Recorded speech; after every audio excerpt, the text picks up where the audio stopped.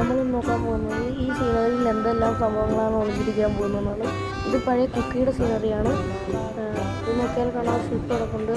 ഇത് എൻ്റെ ഒരു ഡ്രിങ്ക് ഗോബ്ലിൻ്റെ കിടപ്പുണ്ട്. എൻ്റെ ഒരു ക്യാഷ് കിടപ്പുണ്ട്.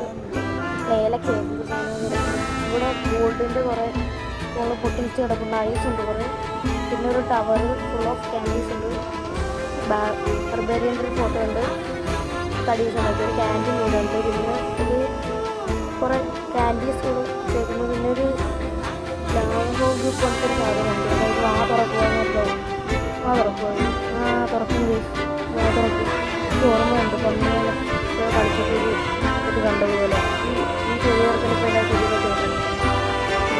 ഇങ്ങോട്ട് പോകും. ഒരാളുകൂടി വന്നവരെ നോക്കട്ടെ.